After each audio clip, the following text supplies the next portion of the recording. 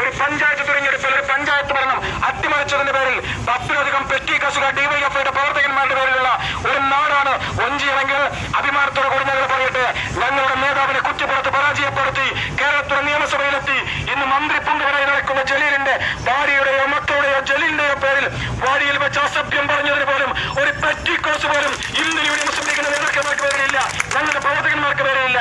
ഞങ്ങളോടാണ് നിങ്ങൾ പറയുന്നത് ഇത് രാഷ്ട്രീയമായ അക്രമമാണെന്ന്. ആ രാഷ്ട്രീയത്തെ നോക്കിയിട്ടാണ് നിങ്ങൾ പറയുന്നത് ഇതൊരു വേട്ടയാടലാണ്, ഞങ്ങളുടെ നേതാവിനെ പരാജയപ്പെടുത്തിയതിന്റെ പേരിൽ നിന്ന്. ഇതൊരു വേട്ടയാടലല്ല, പക്ഷേ ഇത് രാഷ്ട്രീയ അധാർമികതയുടെ പേരിൽ പാലക്കാട് സയ്യിദ് മുഹമ്മദ് അലി ശിഹാബ് തങ്ങൾ ചവറ്റുകൊട്ടയിലേക്ക് വലിച്ചെറിഞ്ഞവൻ അവൻ ചവറ്റുകൊട്ടയിൽ കിടക്കേണ്ടവനാണ് എന്ന് ബോധ്യപ്പെടുത്തുകയാണ് മുസ്ലിം ലീഗ് ചെയ്യുന്നത്. ഞങ്ങൾ ഈ പാർട്ടിക്കകത്ത് കുന്നി പിടിച്ച് പുറത്തേക്ക് അറിഞ്ഞപ്പോ പലരും ചോദിച്ച ചോദ്യമുണ്ട്, എന്തിനാ ജലീലിനെ നിങ്ങൾ പുറത്താക്കിയത്, എന്തിനാ ജലീലിനെ ഞങ്ങൾ പുറത്താക്കിയെന്ന ചോദ്യത്തിന്റെ ഉത്തരം ഏഷ്യാനെറ്റിന് വിനു പറഞ്ഞിട്ടുണ്ട്. അല്പനായ മന്ത്രിയാണ് ജലീൽ എന്ന് പറഞ്ഞെങ്കിൽ അങ്ങനെ അല്പം തുടരാനുള്ള പാർട്ടിയല്ല ഇന്ത്യൻ യൂണിയൻ മുസ്ലിം ലീഗ് എന്നാണ് ഞങ്ങൾ പറഞ്ഞു വെക്കുന്നത്. അതുകൊണ്ട് പ്രിയപ്പെട്ട നാട്ടുകാർ അറിയണം, ഈ അവസാന വർഷം 5ാം വർഷം അവസാനിക്കുന്ന സമയത്ത് ഭരണം അവസാനിക്കാൻ നേരത്ത് ഒരു പുതിയ സർവകലാശാലയ്ക്ക് തുടക്കം കുറിക്കാൻ വേണ്ടി ചർച്ച ചെയ്തു. ഒക്ടോബർ 2 ഗാന്ധി ജയന്തി ദിനത്തിൽ അവർ പുതിയ സർവകലാശാല പ്രഖ്യാപിക്കുമെന്നാണ് പറഞ്ഞത്. ഏതാ സർവകലാശാല? ഗുരുദേവന്റെ പേരിൽ ഓപ്പൺ യൂണിവേഴ്സിറ്റി എന്ന ഒരു സങ്കല്പത്തെ കുറിച്ച് പറയുന്നു. ഞാൻ ഈ കണ്ണൂരിലെ പ്രിയപ്പെട്ട വിദ്യാർത്ഥി സുഹൃത്തുക്കളോട് പറയട്ടെ, നിങ്ങൾ അതീവ ഗൗരവത്തോടു കൂടി കണക്കെടുക്കേണ്ട ഒന്നാണ്. MSFന്റെ സംസ്ഥാന കമ്മിറ്റി നിലപാട് പറഞ്ഞിട്ടുണ്ട്, പ്രിയപ്പെട്ട ഗുരുദേവന്റെ പേരിൽ ഒരു സർവകലാശാലയെ ഞങ്ങൾ സ്വാഗതം ചെയ്യുന്നു. പക്ഷെ കണ്ണൂരിലെ സർവകലാശാലയുടെ ഡിസ്റ്റൻസ് എഡ്യൂക്കേഷൻ മോഡൽ നിർത്തലാക്കിക്കൊണ്ടാണ് അങ്ങനെ ഒരു സർവകലാശാലയ്ക്ക് നേതൃത്വം കൊടുക്കാൻ മന്ത്രി ജലീൽ തയ്യാറാകുന്നതെങ്കിൽ സ്വർണ്ണ കള്ളക്കടത്തിന് തെരുവിൽ ചോദ്യം ചെയ്തതിനേക്കാൾ മാരകമായ ചോദ്യം ചെയ്യലിന് നിങ്ങൾ വിധേയമാകുമെന്ന കാര്യത്തിൽ തർക്കമില്ല. മലബാർ അത് വലിയ പ്രയാസമുള്ള മേഖലയാണ്. നിങ്ങളുടെ കണ്ണൂരും കോഴിക്കോടും എന്റെ മലപ്പുറം ഉൾപ്പെടെയുള്ള ഈ ഭൂമിശാസ്ത്രപരമായ പ്രദേശം ഉണ്ടല്ലോ, വിദ്യാഭ്യാസത്തിന് ദ്രാഹിക്കുന്ന ഒരു വലിയ പ്രദേശമാണ്. അവിടെ വിദ്യാഭ്യാസപരമായ സ്ഥാപനങ്ങളുടെ എണ്ണക്കുറവുണ്ട്, അവിടെ സർവകലാശാലയുടെ കുറവുണ്ട് എന്ന് കണക്കുകൾ നിരത്തി നമ്മൾ പറയാറുള്ളതാണ്. പക്ഷെ മാറി വരുന്ന സർക്കാർ, അത് UDF-ഉം LDF-ഉം ഞങ്ങൾ ഉൾപ്പെടെയുള്ള സർക്കാരുകൾ ഈ ജില്ലയിലേക്ക് ആവശ്യമായ വിദ്യാഭ്യാസ സ്ഥാപനങ്ങൾ കൊടുക്കുമ്പോഴും 5 വർഷം കഴിഞ്ഞു വരുന്ന സർക്കാർ കൊടുക്കാതിരിക്കുകയും ചെയ്യുമ്പോൾ ഒരു സോഷ്യൽ ഇൻബാലൻസിങ് ഈ പ്രദേശത്തുണ്ട്. അത് ബാലൻസ് ചെയ്തു പോകുന്നത് ഒരു പരിധിവരെ കണ്ണൂരിലെയും കോഴിക്കോട്ടെയും സർവകലാശാലയ്ക്ക് കീഴിലുള്ള ഡിസ്റ്റൻസ് എഡ്യൂക്കേഷൻ വഴിയാണ്. ലക്ഷക്കണക്കിന് വിദ്യാർത്ഥികളാണ് പഠിക്കുന്നത്. ഏറ്റവും കൂടുതൽ ഡിസ്റ്റൻസ് എഡ്യൂക്കേഷൻ ഡിപ്പാർട്ട്മെന്റിന്റെ പഠന സൗകര്യം ഉപയോഗപ്പെടുത്തുന്ന മേഖല എന്ന് പറയുന്നത് ഈ കണ്ണൂരും കോഴിക്കോടും മലപ്പുറം ഉൾപ്പെടുന്ന ഈ പ്രദേശങ്ങളാണ്. പക്ഷേ അവിടുത്തെ ഡിസ്റ്റൻസ് ബോർഡ് മുഴുവൻ നിർത്തലാക്കിക്കൊണ്ട് ഞാനിത് വിദ്യാഭ്യാസ മേഖലയിൽ ഒരു പുതിയ സർവകലാശാല തുടങ്ങുന്നു എന്ന വാദത്തിന് വേണ്ടി മാത്രം ഓപ്പൺ സർവകലാശാല തുടങ്ങാൻ നിങ്ങൾ തീരുമാനിക്കുമ്പോൾ അത് ഗുരുദേവനോടുള്ള ബഹുമാനത്തിന്റെ ഭാഗമാണെന്ന് പറയുമ്പോൾ MSF പറയുന്നത് ഗുരുദേവനെ ബഹുമാനിക്കേണ്ടത് ലക്ഷക്കണക്കിന് വിദ്യാർത്ഥികളെ പ്രയാസത്തിലാക്കാൻ കൊല്ലത്ത് കൊണ്ടുപോയി ഒരു സർവകലാശാല ഉണ്ടാക്കിയിട്ടല്ല. കേരള സർവകലാശാലയ്ക്ക് ഗുരുദേവന്റെ പേര് കൊടുത്തുകൊണ്ട് നിങ്ങൾക്ക് ഗുരുദേവനെ ബഹുമാനിക്കാം ഞങ്ങൾ പറയുകയാണ്. പക്ഷേ ഇവിടുത്തെ ഡിസ്റ്റൻസ് ബോർഡുകൾ നിർത്തലാക്കിക്കൊണ്ട് ലക്ഷക്കണക്കിന് വിദ്യാർത്ഥികളെ പ്രയാസത്തിലാക്കുന്ന ഒരു സർവകലാശാലയ്ക്ക് ഗുരുദേവന്റെ പേര് നൽകുന്നത് ആ പ്രിയപ്പെട്ട മഹാത്മാവിനെ നിന്ദിക്കുന്നതിന് തുല്യമാണ് എന്ന MSF പറഞ്ഞു വെക്കുന്നത്. അതുകൊണ്ട് കേരളത്തിലെ ഒരു മന്ത്രി അമ്പെ പരാജയപ്പെട്ടു പോയ ഒരു മന്ത്രി, കേരളത്തിലെ വിദ്യാഭ്യാസ വകുപ്പ് അമ്പെ പരാജയപ്പെട്ടു പോയ വകുപ്പ് ഇന്ന് വന്ന വാർത്തയുണ്ട്. ഇന്ന് പുറത്തു വന്ന വാർത്തകൾ MSFന്റെ സംസ്ഥാന കമ്മിറ്റിയുടെ പത്രവാർത്തകൾ നിങ്ങൾ ശ്രദ്ധിച്ചിട്ടുണ്ടാകും. ഇന്ന് കേരളത്തിന്റെ ചരിത്രത്തിലാദ്യമായി മാറി വരുന്ന ഭരണകൂടങ്ങളിൽ നിന്ന് ആദ്യമായി ഒരു നിലപാട് പുറത്തു വന്നിരിക്കുന്നു. എന്താ നിലപാട്? സംവരണ അട്ടിമറിക്ക് വേണ്ടി ഇന്ന് സർക്കാർ തയ്യാറെടുത്തു. ഇന്ന് സെക്കൻഡ് അലോട്ട്മെന്റ് വരുമ്പോ, പ്ലസ് 2 വിദ്യാർത്ഥികൾക്കുള്ള സെക്കൻഡ് അലോട്ട്മെന്റ് വരുമ്പോ അവിടെ സംവരണം അട്ടിമറിക്കപ്പെടുന്നു. അവർ പറയുന്നത് സംവരണ വിദ്യാർത്ഥികൾക്ക് ഇനി അഡ്മിഷൻ എടുക്കാമെന്നാണ്. സാധാരണഗതിയിൽ ജനറൽ മെറിറ്റ് കഴിഞ്ഞതിന് ശേഷം മാത്രമാണ് സംവരണ അഡ്മിഷനിലേക്ക് പോകാറുള്ളത്.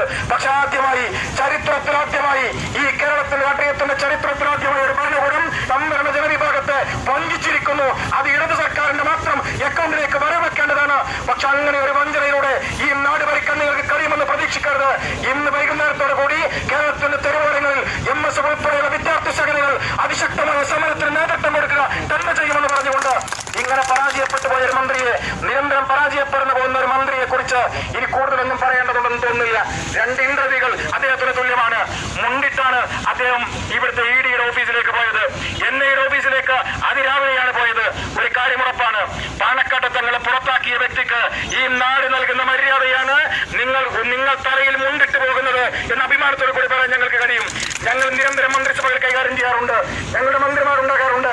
പാലക്കാട് നിന്ന് റസീറ്റ് വാങ്ങിയിട്ടല്ല ഞാൻ മന്ത്രിയായത് എന്ന് ശ്രീമാൻ KT ജലീൽ പറയുമ്പോ ഞങ്ങൾ പറയട്ടെ, പാലക്കാട് റസീറ്റ് കുറ്റിയിലല്ല, പിന്നെയോ EMSന്റെ പേരിലുള്ള AKGയുടെ പേരിലുള്ള AKG സെന്ററിൽ നിന്നാണ് എന്നെ മന്ത്രിയാക്കിയത് എന്ന് നിങ്ങൾ പറയുമ്പോ അഭിമാനത്തോടു കൂടി MSFകാരൻ പറയുന്നു.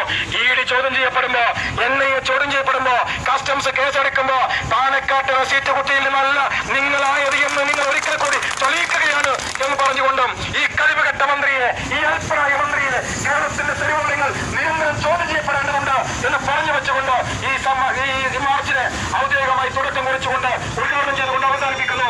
നിങ്ങൾക്ക് നന്ദി. ജയ് MS. അടുത്തതായി ഈ പ്രതിഷേധ സമരഭടന്മാരെ അഭിസംബോധന ചെയ്ത് സംസാരിക്കാൻ വേണ്ടി സംസ്ഥാന MSFന്റെ ട്രഷറർ CK നജാഫിനെ ക്ഷണിക്കുന്നു. ഏറെ ബഹുമാനം നിറഞ്ഞ സംസ്ഥാന പ്രസിഡന്റ് പ്രിയപ്പെട്ട നവാസ് സാഹിബ്, യൂത്ത് ലീഗിന്റെ ജില്ലാ സെക്രട്ടറി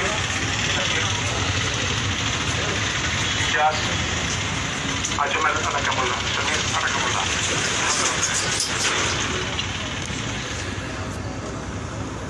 ഉന്നത വിദ്യാഭ്യാസ മന്ത്രിയുടെ ഈ നാടിനെ അപമാനിക്കുന്ന ചെയ്തികൾ മുഴുവൻ എണ്ണി പറഞ്ഞാണ് പ്രസിഡന്റ് ഇവിടെ സംസാരിച്ചത്.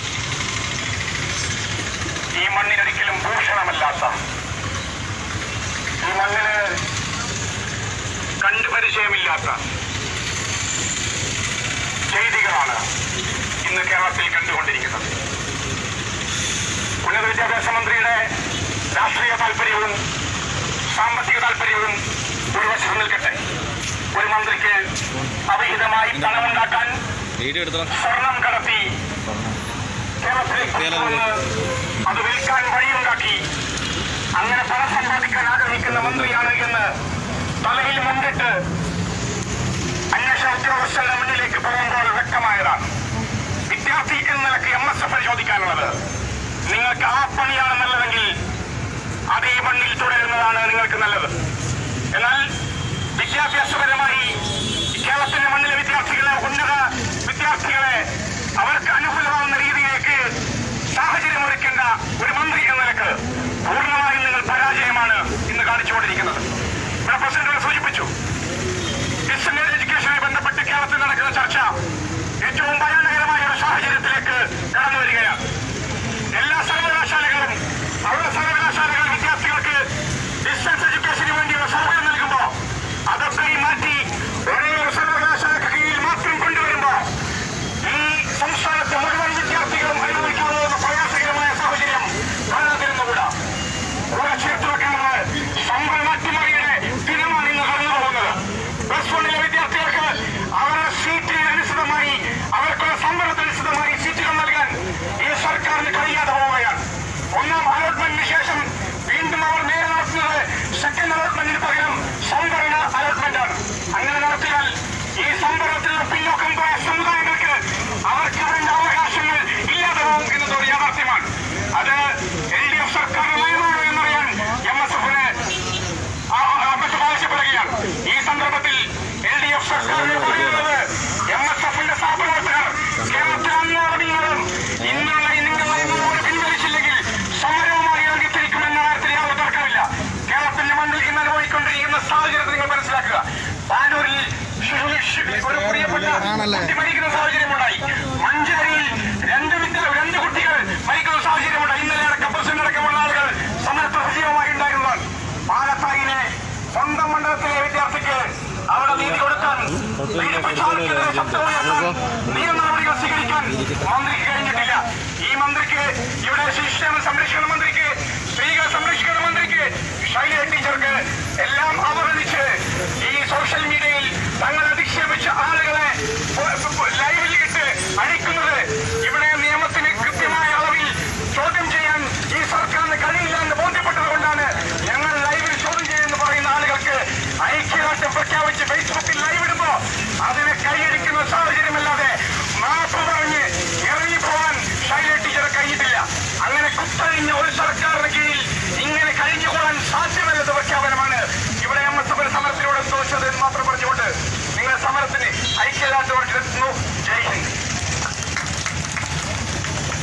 അടുത്തതായി ജില്ലാ MSFന്റെ വൈസ് പ്രസിഡന്റ് ഇജാസിനെ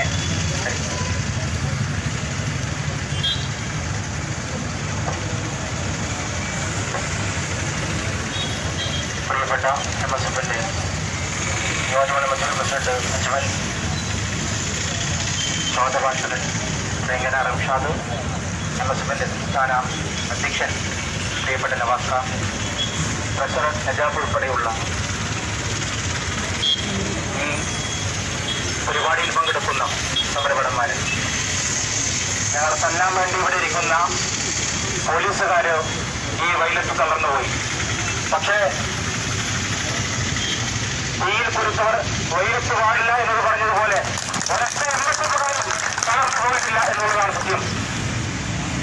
ഇത് KP ജലീലിനെതിരെയുള്ള ഒരു സമരമല്ല. ഈ സർക്കാരിനെതിരെ വിദ്യാർത്ഥികൾ അവിശ്വാസം രേഖപ്പെടുത്തുകയാണ്. ഈ സർക്കാർ അധികാരത്തിൽ വന്ന് 4 വർഷം പിന്നിടുമ്പോഴും സർക്കാരിന്റെ തുടക്കം മുതൽ ഈ ദിനം വരെ, ഇന്നലെ പാതിരാത്രി വരെ ഇവിടെയുള്ളവർക്ക് ഒരു ആശ്വാസവുമില്ല എന്ന് തെളിയിക്കുന്ന രീതിയിലേക്കാണ് ഈ ഗവൺമെന്റ് മുന്നോട്ട് പോയിക്കൊണ്ടിരിക്കുന്നത്. എന്തുകൊണ്ടാണോ വിദ്യാർത്ഥികൾ MSF ഇത്തരത്തിലേക്ക് ഈ സർക്കാരിനെതിരെ അവിശ്വാസം പ്രകടിപ്പിക്കണം, അവിശ്വാസം പ്രഖ്യാപിക്കുന്നു എന്ന് പ്രഖ്യാപിച്ചത്? കാരണം ഇതാണ്. ഇവിടുത്തെ വിദ്യാർത്ഥികളുടെ മാത്രം അവിശ്വാസം രേഖപ്പെടുത്തലില്ല, മറിച്ച് നേരത്തെ ഇവിടെ സൂചിപ്പിച്ചതുപോലെ അരികിൽ അബ്ദുൽ ഷുക്കൂറിന്റെ ഉമ്മയുടെ കണ്ണുനീരിൽ ഈ പറയുന്ന സർക്കാരിനെതിരെയുള്ള അവിശ്വാസമുണ്ടോ? ഇവിടെയുള്ള PSC നിയമനങ്ങൾ പിൻവാതിലൂടെയും മുൻവാതിലൂടെ നടത്തി, പിന്നീട് ഇടപെടലുകൾ നടത്തി, സ്വപ്നയടക്കം ഇവിടുത്തെ PSC ഇവിടുത്തെ സർക്കാരിന്റെ ഉദ്യോഗം കൊടുക്കുമ്പോ, സർക്കാരിന്റെ ശമ്പളമായി കൊടുക്കുമ്പോ ഇവിടെയുള്ള വിദ്യാർത്ഥികൾക്ക് അവിശ്വാസം രേഖപ്പെടുത്താൻ ആഗ്രഹിക്കുകയാണ്. അതുപോലെ തന്നെ KP ജലീൽ നേരത്തെ സൂചിപ്പിച്ചതുപോലെ KP ജലീൽ തുടക്കം മുതൽ ഞാനൊരു കഴിവുകെട്ടവനാണെന്ന് തെളിയിക്കാൻ മാത്രമല്ല, തന്റെ അനന്തരവരെ അധീപരെ സർക്കാർ ജോലിയിലേക്ക് പ്രവേശിക്കുന്ന രീതിയിലേക്ക് ഇവിടുത്തെ ജനങ്ങളെ, ഇവിടുത്തെ യുവാക്കളെ, ഇവിടുത്തെ വിദ്യാർത്ഥികൾ മുഴുവൻ പൊട്ടന്മാരാക്കുന്ന രീതിയിലേക്ക് ഓരോ നിയമനം കൊണ്ടുവരികയാണ്. അതുമാത്രമല്ല, KP ജലീൽ അതിനുശേഷം ഖുർആനിന്റെ മറവിൽ സ്വർണ്ണത്തിന്റെ ചർച്ച നടത്തുകയാണ്. ഖുർആൻ കൊണ്ടുവന്നപ്പോ KP ജലീൽ പറഞ്ഞിരിക്കുകയാണ്, ഖുർആൻ കൊണ്ടുവന്നതിൽ ലീഗുകാർക്ക് വ്യത്യാസം, ലീഗുകാർക്കെന്റെ സങ്കടം, ഖുർആൻ കൊണ്ടുവന്നതിൽ ഞങ്ങൾക്കൊരു പ്രയാസവുമില്ല. പക്ഷേ ഖുർആന്റെ മറവിൽ സ്വർണ്ണക്കുള്ള ചർച്ച നടത്താനാണ് മിസ്റ്റർ KP ജലീൽ നിങ്ങൾ ആഗ്രഹിക്കുന്നതെങ്കിൽ നിങ്ങൾ പിടിച്ചു കൊടുക്കാൻ MSF ഒരുക്കമാണെന്ന് പ്രഖ്യാപിക്കാൻ ഞങ്ങൾ ആഗ്രഹിക്കുകയാണ്. ഇവിടെ ശൈലജ ടീച്ചറുണ്ട്, നേരത്തെ സൂചിപ്പിക്കുകയുണ്ടായി. MSF സംസ്ഥാന പ്രസിഡന്റ് മഞ്ചേരിയിൽ പാതയാക്കടക്കം സമരം നടത്തിയിട്ടാണ് ഈ പരിപാടിയിൽ പങ്കെടുക്കുന്നത്. പക്ഷേ ശൈലജ ടീച്ചറുടെ പേരിൽ ഷെയ്യെന്നും ലജ്ജയെന്നുമുണ്ട്. പക്ഷേ ഷെയ്യെന്നും ലജ്ജയെന്നും അപ്പോഴാണ് ശേഖരണവർക്ക് ലജ്ജയെന്ന വാക്കിന്റെ അർത്ഥമറിയില്ലെങ്കിൽ നിങ്ങൾ പഠിപ്പിച്ചു തരാൻ ഞങ്ങൾ തയ്യാറാണ്. പാലത്തായിലെ ബന്ധപ്പെട്ട വിഷയം, വാളയാറിൽ ബന്ധപ്പെട്ട വിഷയം, അതുപോലെയുള്ള മഞ്ചേരിയിലെ പ്രിയപ്പെട്ട MSFന്റെ സഹപ്രവർത്തകൻ, സംഘടനാ സഹപ്രവർത്തകൻ ഷരീഫിന്റെ ഭാര്യയുടെ 2 കുട്ടികൾ മരണപ്പെട്ടു പോയപ്പോ അവരുടെ കണ്ണുനീരിൽ ഈ പറയുന്ന സർക്കാരിനെതിരെയുള്ള അവിശ്വാസമുണ്ട്. ആ വിശ്വാസത്തെ നിങ്ങളിത് രേഖപ്പെടുത്തുകയാണെന്ന് പ്രഖ്യാപിച്ചുകൊണ്ട് പ്രിയപ്പെട്ട സമരപരന്മാർക്ക് 1000 അഭിവാദ്യങ്ങൾ അർപ്പിച്ചുകൊണ്ട് ഞാൻ നിർത്തുന്നു.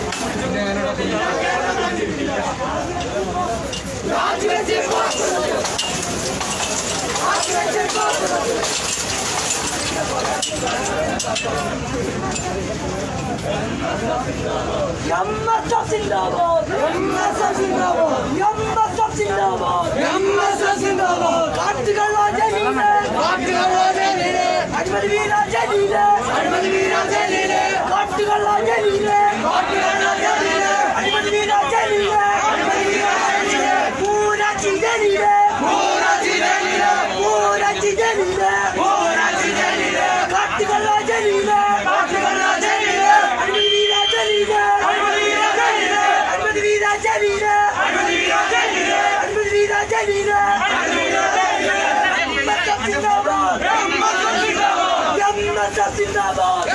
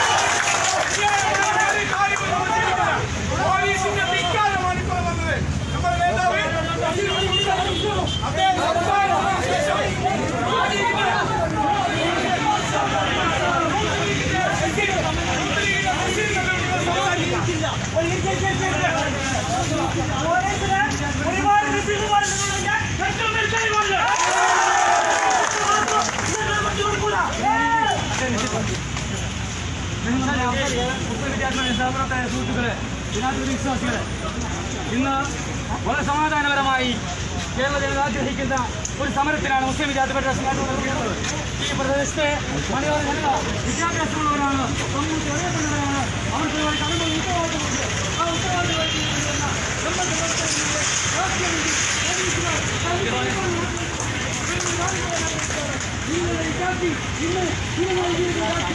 ഒരു കാര്യം മനസ്സിലായിട്ടോ, ഈ കാര്യം പോലീസാണ് അഭിമാനത്തിൽ മാനിക്കാനുള്ളതാണ്. ഈ കാര്യം ആ പോലീസ് തിരിച്ചടിക്കാൻ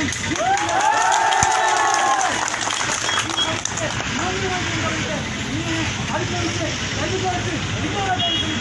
ഒരു കാര്യം ഈ ഒരുപാട് പ്രയാസങ്ങളും ആ പ്രയാസങ്ങൾ ബുദ്ധിമുട്ടുകളെയും ഇനിയും തരണം ചെയ്യാൻ ഞങ്ങൾ ഒരുക്കമാണ് എന്ന് മാത്രമാണ് സൂചിപ്പിക്കാൻ ആഗ്രഹിക്കുന്നത്. പ്രിയപ്പെട്ട വിദ്യാർത്ഥികളെ, നിങ്ങൾ ഉയർത്തിയ മുദ്രാവാക്യം, നിങ്ങൾ ഉയർത്തിയ ഈ സമരം വളരെ അനിവാര്യമാണ്. കേരള ജനത ആഗ്രഹിക്കുന്ന ഒരു സമരമാണ്. ഈ നാടിയ മുഖ്യമന്ത്രിയെ, ഈ നാടിയ മുഖ്യമന്ത്രിമാരെ പിടിച്ചു താഴെ വെക്കുന്നവരെ കേരളത്തിലെ ജനത സമരവുമായി മുന്നോട്ടാവും. മുസ്ലിം വിദ്യാർത്ഥികൾക്ക് മുസ്ലിം യൂത്തിലേക്ക് സമരവുമായി മുന്നോട്ടാവുമെന്ന് മാത്രം ചിന്തിച്ചുകൊണ്ട് ഈ സമരത്തിന് എല്ലാ അഭിവാദ്യം നടത്തുന്നു. പ്രിയപ്പെട്ട വിദ്യാർത്ഥികളെ, മാന്യമായി ഒതുങ്ങിയ സമരത്തെ നിങ്ങളിവിടെ അവസാനിപ്പിക്കണം. ഈ സമരത്തിന് എല്ലാവരും പിന്തുണ നൽകുന്നു. ഈ സമരത്തിന് മുസ്ലിം യൂത്ത് വിദ്യാർത്ഥികളുടെ നേതൃത്വം പറയുന്ന മാന്യത അംഗീകരിച്ച്